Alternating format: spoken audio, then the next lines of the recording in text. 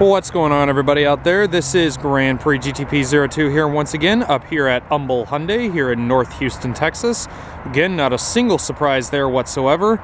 And today, for y'all's viewing pleasure and entertainment, I would like to introduce each and every one of you to my personal favorite generation of one of America's, and indeed the world's best loved sporty driving four-door compact vehicles. Now, I know many of you already know what this type of car is, and many of you are probably yawning going, oh boy, it's just another boring, zippy little, rice-ified, four-cylinder Japanese compact. Well, that's where you're wrong, because, well, for a couple of reasons.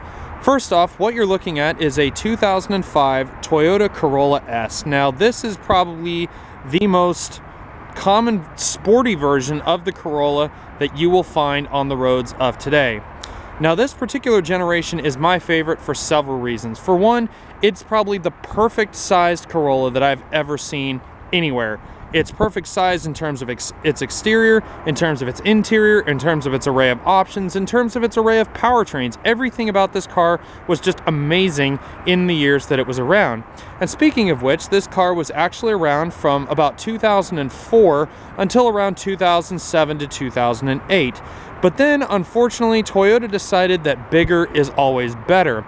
And unfortunately, the Corolla grew quite a bit. It grew a lot wider and a bit longer than this particular generation that you see here. Now, I'm not saying that those types of Corollas, and even the ones from 2014 and 15 that we see nowadays, are bad vehicles. But what I'm saying is everything about this car just made it such a hoot to drive, and nevertheless, such a car to own. Because of course, Toyotas are known for their bulletproof reliability and also for being, well, pretty awesome cars for the money. Now, of course, this thing stacked up against some pretty heavy competition when it very first was launched. And I'm not talking about when the Corolla nameplate was launched, I'm just talking about this particular generation here.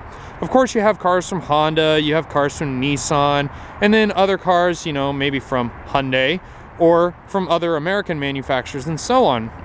But the Corolla still has got such, a sweet spot in our car community today, especially when you see a lot of these modified. You see them lowered on really tasty looking wheels with nice paint jobs, and some of them you see so trashed out and so ragged on that you just wonder how the car is even held together or running at all. Now, this particular vehicle that you see here is by far and away not the cleanest 2005 Corolla S that I've ever laid eyes on.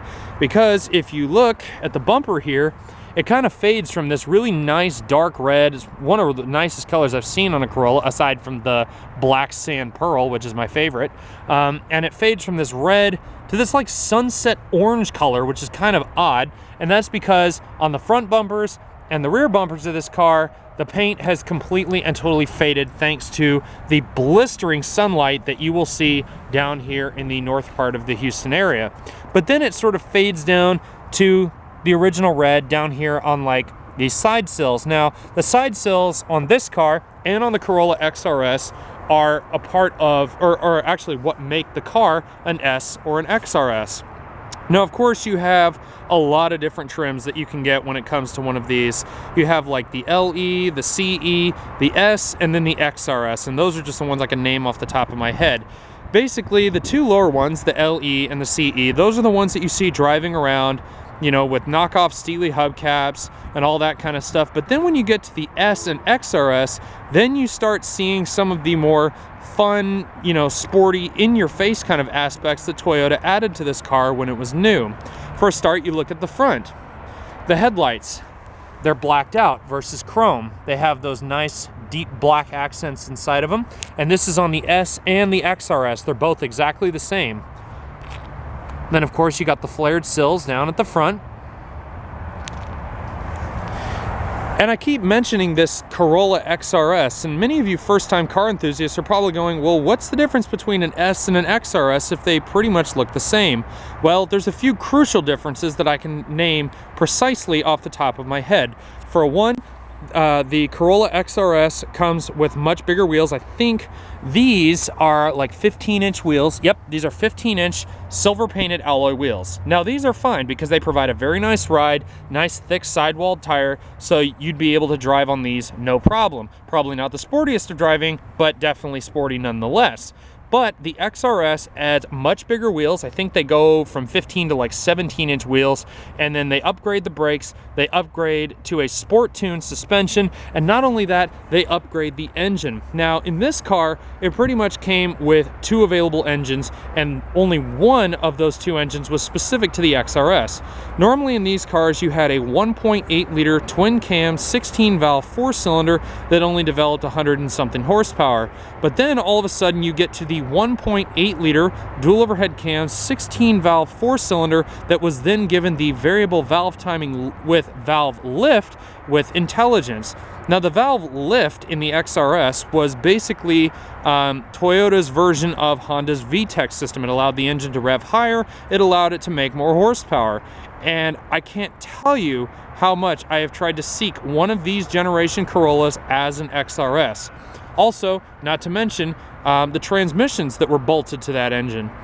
In the more basic Corollas, you have a choice of 2 separate transmissions. You can either get a 4-speed automatic, which sadly is like this one here, or you can get a standard 5-speed manual. But the difference with the XRS versus the S and more basic trims is it threw in a 6-speed manual transmission.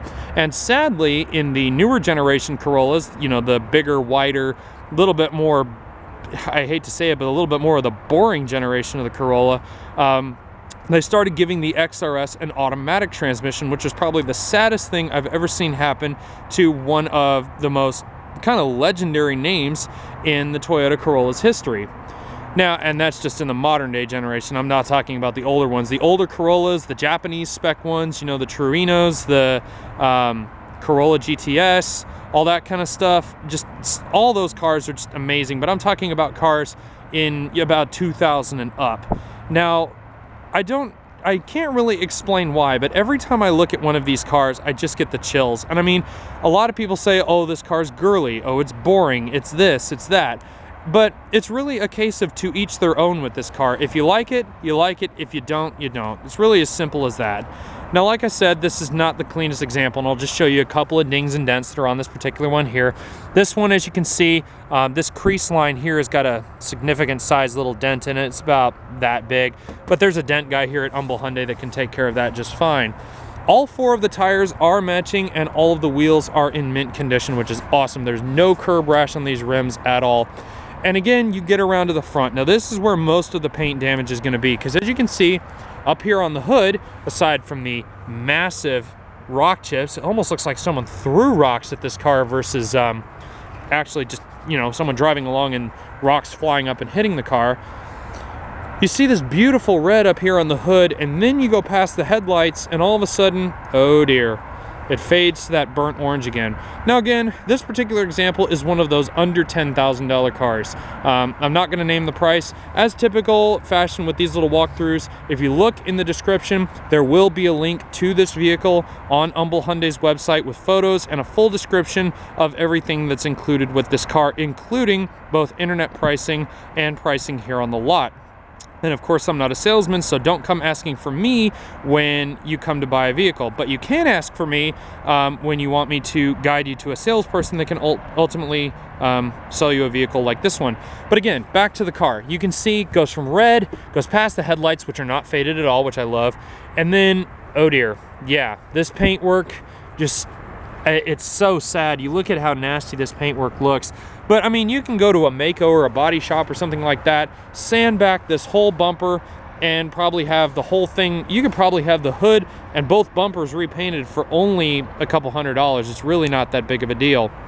Now, to prove that this car here is a one-owner, low-mileage example, one of the biggest things that a lot of people look for is how many keys and remotes does it come with? Well, best answer in this case, it has 2 keys. They're original Toyota keys. They're not anything aftermarket, as you can see. And it comes with both original Toyota remotes. Now, very old school keys, very old school remote. As you can see, it only has 3 functions. You have lock, unlock, and the small red button here on the back, well, that's your panic alarm. And a lot of cars overseas, many of you guys know, if you watch any of the reviewers who review cars that aren't here in the US, you know they don't really have these panic buttons on their cars, which I think is kind of interesting. Anyways, let's go ahead and open her up. And I know the outside of this car has typical dings and dents and paint wear and The only other thing I can spot is that it needs a new windshield, which it will be getting. But you look at the interior of this one, and this one's interior is almost immaculate. I mean, there's no wear on the steering wheel, no blemishes on the seats, nothing, absolutely nothing. Of course, the seats are manually adjustable for both the driver and passenger. Also on these cars, you could get a sunroof, but with this one, as you can see, it doesn't come with one, sadly.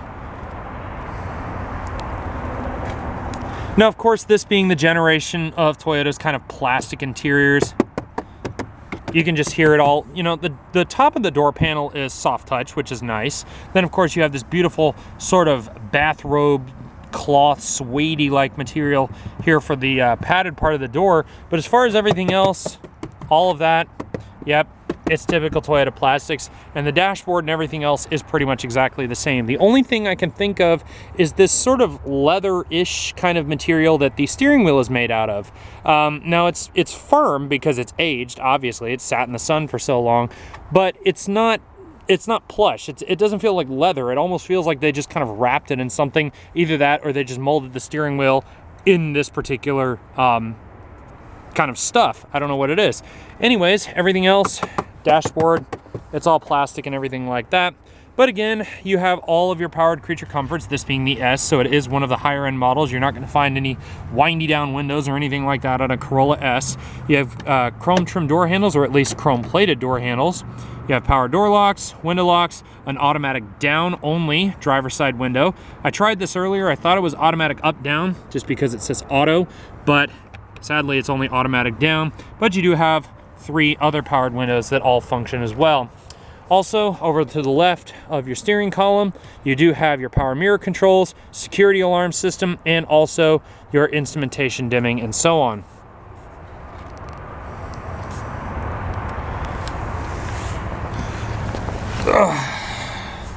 And one thing I love, once I step inside of this car, one thing I love is just the room. I mean, I'm not small, I'm 6'1", and as you can see, I do actually have quite a considerable amount of legroom in here. Of course, you got those awesome carpeted floor mats as well.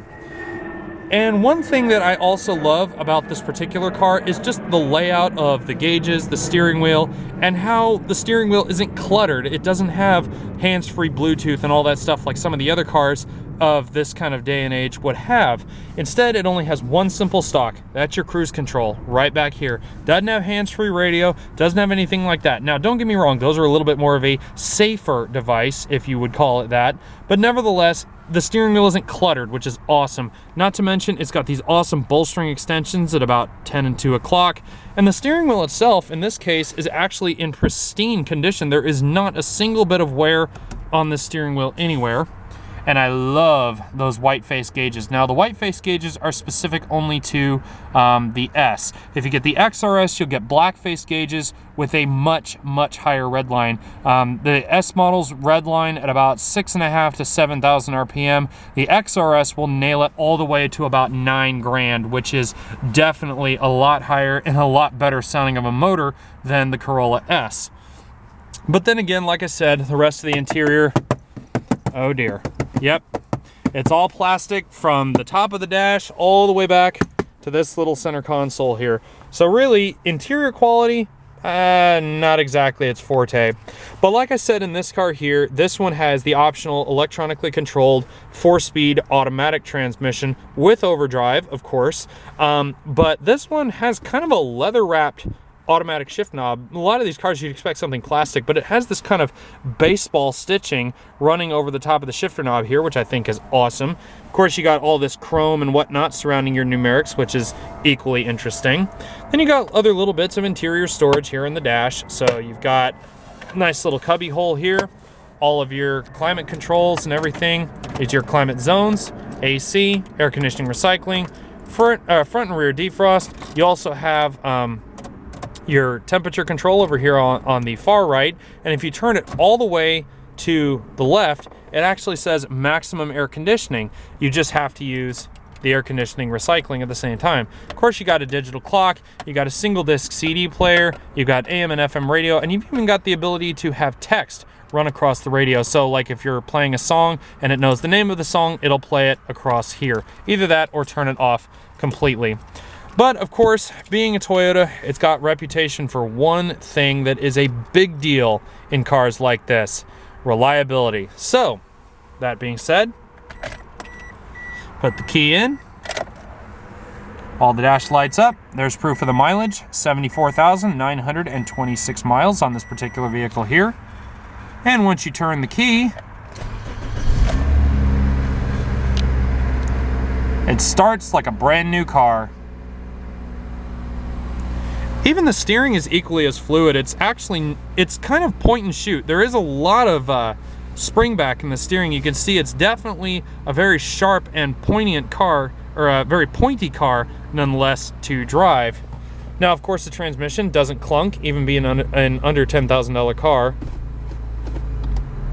You can hear when it goes into any gear, nothing. E-brake holds the car nice and solid. But then of course you got a little bit more of this plasticky stuff. This center console here, it's a little loose, but it still does do its job nicely. Stereo system, not exactly the greatest thing. It's like I'm drowning, pulling against the street, pulling against the...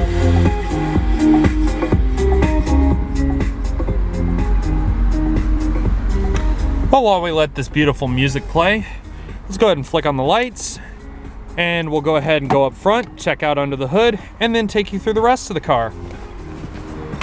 So we'll roll down the window here, pop the trunk while we're at it, unlock the rest of it, and of course the crucial part, let's pop the hood.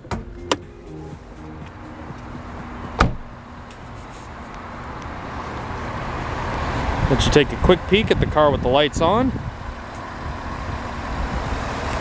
Got those fog lights down below.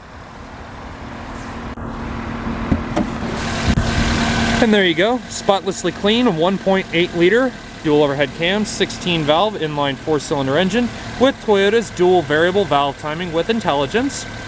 I believe these motors produce somewhere in the vicinity of 130 to 140 horsepower. I may be off just a little bit on that, but I do know these things will get you over 30 miles to the gallon and absolutely bulletproof in terms of reliability. This car looks like it's been well maintained, well looked after under here. Looks like it's got loads of new parts, and of course the ever-present reconditioning that these cars go through here at the dealership. I even love how it shuts. I mean, it doesn't sound like a cheap plasticky car either. Just listen when I reopen the door here. It doesn't sound like a cheap car, even throwing the door hard. I know I probably pulled it earlier, but let's make sure that's open, because I do want to go through that. Now, of course, this is a 5-passenger compact vehicle. And sitting in the back, this is what's great about this car. I have the driver's seat exactly where I would have it. It's a little far back, but it's not exactly the worst thing in the world. And as you can see, I don't have optimal legroom back here, but I do have headroom. As you can see, I'm 6'1", and I can still fit back here just fine, which is amazing. And plus, I've got the awesome speakers sitting right behind my head, too.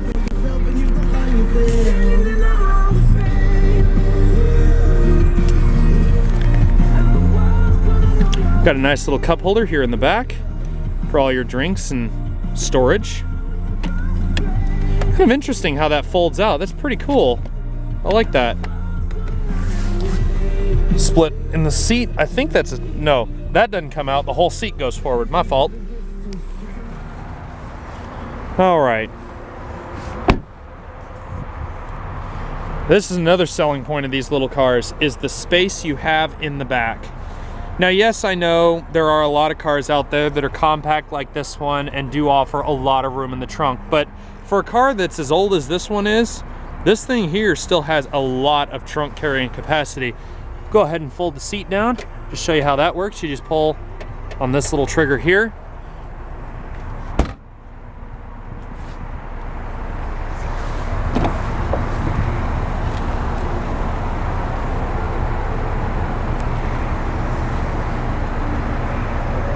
Show you how these seats work. As soon as you pop them up, should just fold right forward. As you can see, they don't fold flat, but they do allow for a little bit more storage when it comes to putting things into the rear of the vehicle.